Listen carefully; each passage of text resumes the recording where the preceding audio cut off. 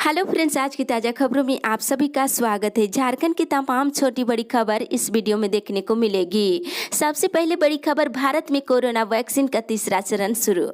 देश में कोरोना के 3 वैक्सीनों पर काम हो रहा है और नीति आयोग के सदस्य डॉक्टर वी.के. पाल ने कहा है कि मंगलवार को इसमें एक के तीसरे चरण का परीक्षण बुधवार से शुरू हो जाएगा। पाल ने कहा है कि हम सही दिशा में आगे बढ़ रहे हैं और वैक्सीन की सप्लाई चेन भी शुरू हो गई है। हालांकि यह नहीं बताया है कि वैक्सीन कब तक तैयार होगी। इसकी सफलता पर कोई दावा नहीं किया है और सरकार टीम निर्माता कंपनियों से लगातार संपर्क में है। इसी के साथ ही अगली बड़ी खबर, झारखंड में 6 नए ग्रिड शुरू। डीवीसी से नहीं लेनी होगी महंगी बिजली। एक बड़ी खबर की मुख्यमंत्री हेमंत सोरेन ने मंगलवार को प्रोजेक्ट भवन से 616 करोड़ की लागत से 6 ग्रिड सब स्टेशन परियोजनाओं का ऑनलाइन उद्घाटन किया।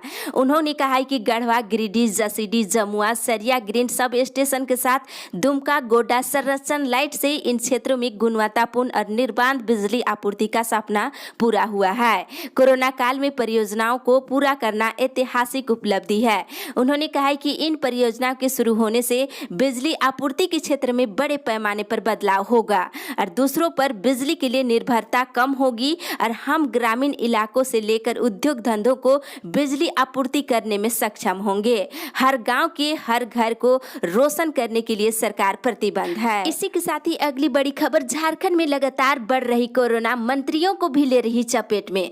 झारखंड में कोरोना वायरस की रफ्तार थमने का नाम नहीं ले रही है और झारखंड के स्वास्थ्य मंत्री बाना गुप्ता और पूर्व मुख्यमंत्री सह आजसू पार्टी के supremo Sudesh Kumar Mahato corona positive पाए गए हैं।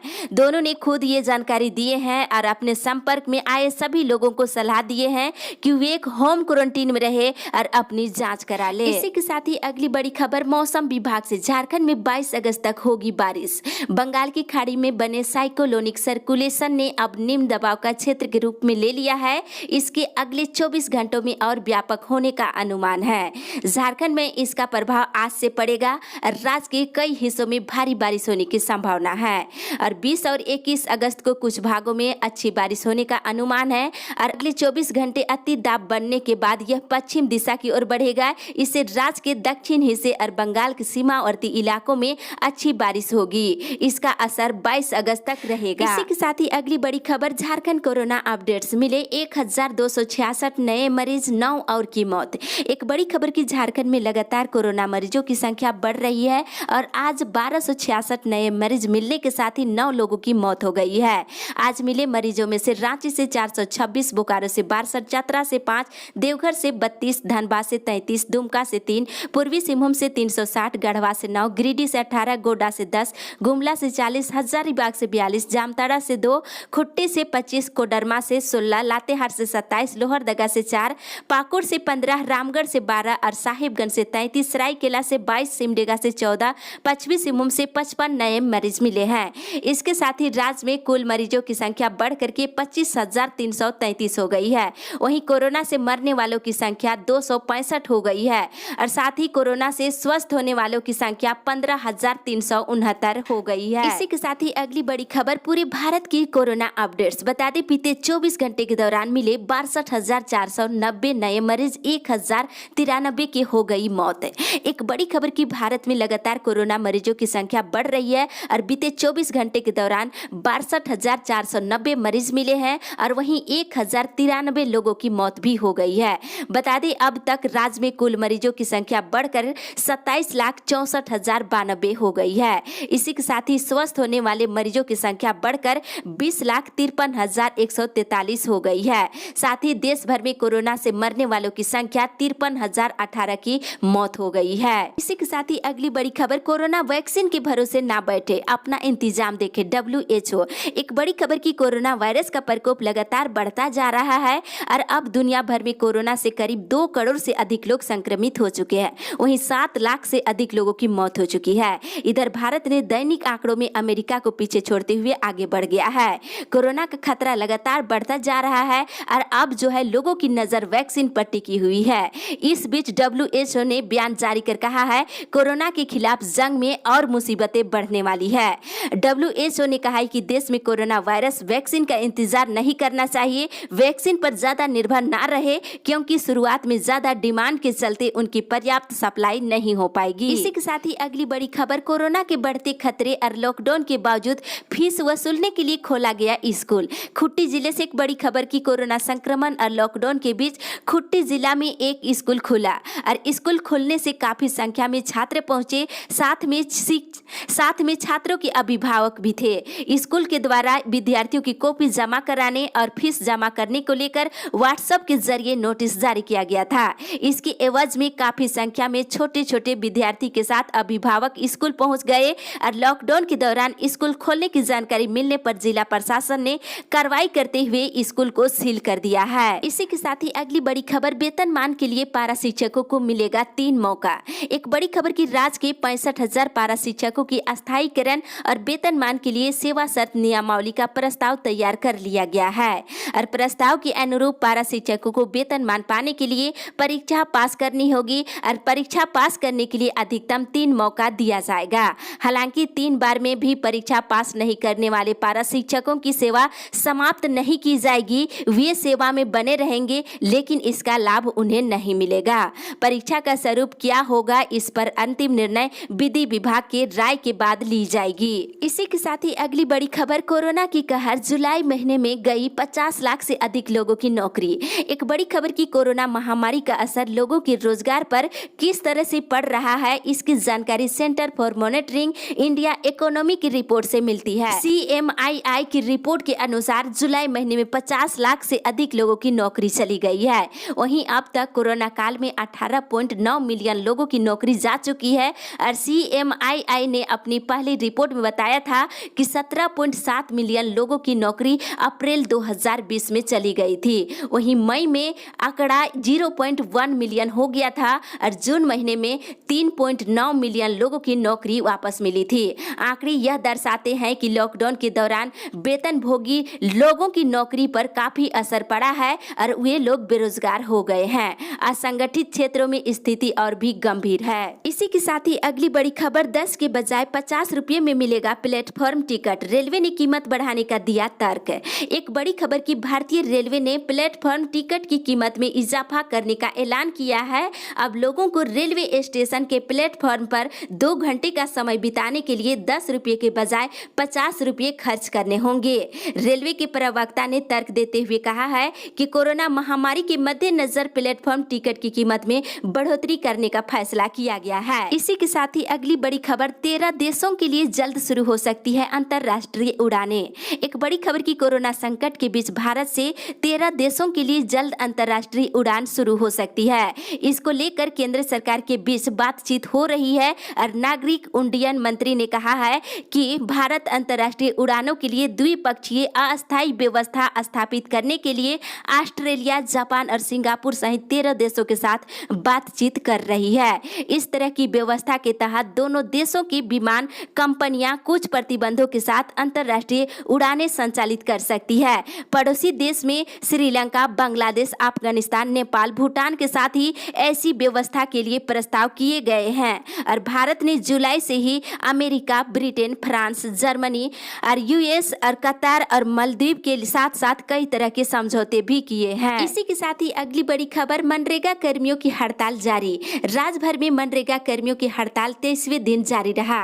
मनरेगा कर्मियों ने कामकाज बंद कर दिए हैं। इधर झारखंड राज्य के मनरेगा मजदूर संघ के महासचिव ने बताया है कि सरकार उन्हें वार्ता के लिए 20 अगस्त को बुलाई है और मंत्री के कार्यकाल में वार्ता रखी गई है। वहीं 15 अगस्त को मुख्यमंत्री ने भी अनुबंध कर्मियों के मामले में सकारात्मक निर्णय लिया है। इसे देखते हुए संघ ने अपने 20 अगस्त के सामूहिक इस्तीफा के फैसले को वापस ले लिया है। वार्ता के बाद आगे निर्णय ली जाएगी। साथ ही अगली बड़ी खबर, कर्मियों को 31 तक वर्क फ्रॉम होम की छूट। विभिन्न रोगी से ग्रसित कर्मियों को राज्य सरकार ने 31 अगस्त तक वर्क फ्रॉम होम की छूट दी है। उन्हें कार्यालय आने से मुक्त कर दिया है। इस संबंध में कार्मिक प्रशासनिक सुधार और राजभाषा विभाग ने आदेश जारी कर दिया है। इसी के साथ ही अगली बड़ी खबर, आजीविका संवर्धन हुनर अभियान आज से। राज्य की ग्रामीण महिलाओं के आर्थिक सशक्तिकरण के लिए आजीविका संवर्धन हुनर अभियान आशा का शुभारंभ बुधवार को मुख्यमंत्री हेमंत सोरेन करेंगे।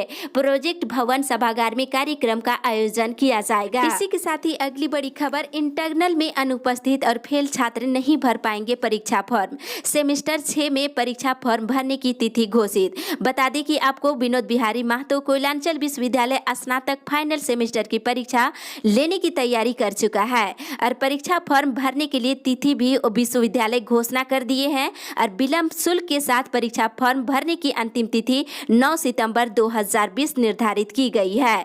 परीक्षा फॉर्म वही छात्र छात्राएं भर सकते हैं जो 1 से लेकर के 5 सेमेस्टर तक की परीक्षा में पास या प्रमोट हुए हैं।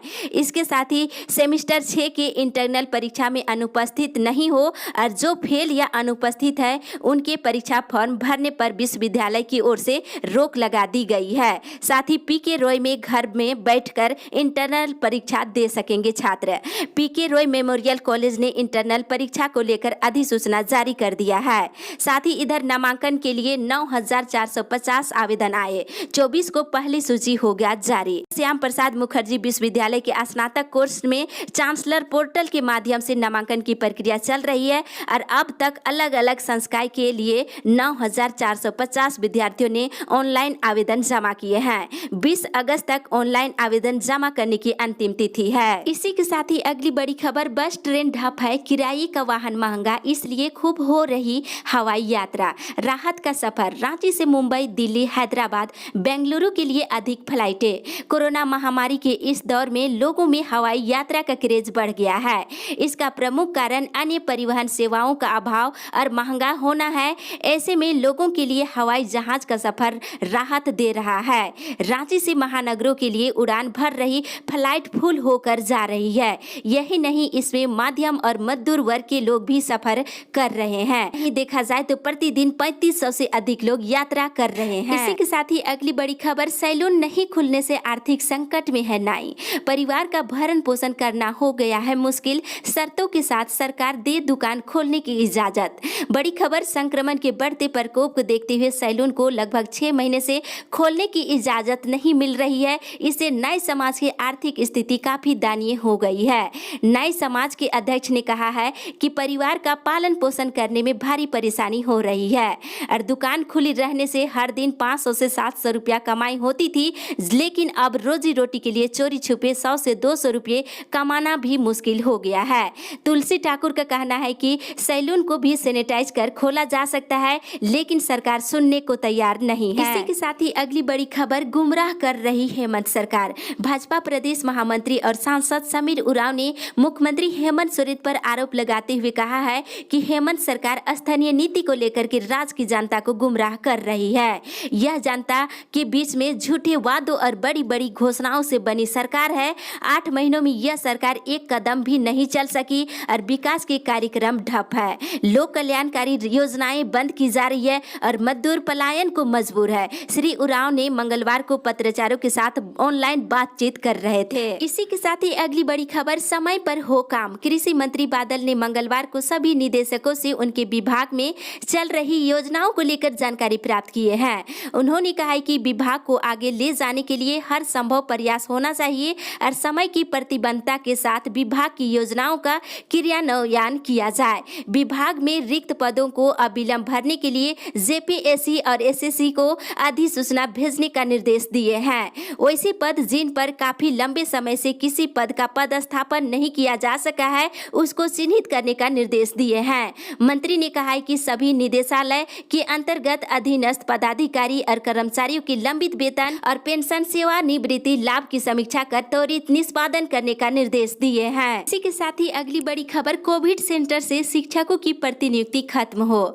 झारखंड राज्य प्राथमिक शिक्षक संघ ने कोविड सेंटर में प्रतिनियुक्त शिक्षकों की प्रतिनियुक्ति समाप्त करने की मांग किया है। संघ के महासचिव रविंद्र प्रसाद सिंह ने इस संबंध में रांची के उपायुक्त को ज्ञापन पत्र सौंपे हैं। इसी के साथ ही अगली बड़ी खबर, झारखंड में बढ़ रही यूरिया की मांग, केंद्र से तत्काल मदद की जरूरत। एक बड़ी खबर की राज्य के लगभग सभी जिले में धान रोपनी समाप्त होने वाली है और कई जिले में किसानों ने 15 से 20 दिन पहले धान लगा चुके हैं। इधर लगातार बारिश भी हो रही है, ऐसे में किसानों को अब यूरिया की जरूरत पड़ रही है। यूरिया की कमी को दूर करने के लिए कृषि विभाग ने तय सप्लाई प्लान को पूरा करने के लिए केंद्र सरकार से बात किया है और प्रयास किया जा रहा है कि किसानों को समय से यूरिया मिल जाए। इसके बावजूद कई जिलों से यूरिया की कमी की शिकायतें आ रही है और कृषि मंत्री बादल ने अधिकारियों को निर्देश दिया है कि किसानों को हर हाल में तय कीमत और समय पर खाद मिलना चाहिए। इस अपडेट में बस इतना ही। आगे की खबर के लिए आप हमारे साथ बने रहे।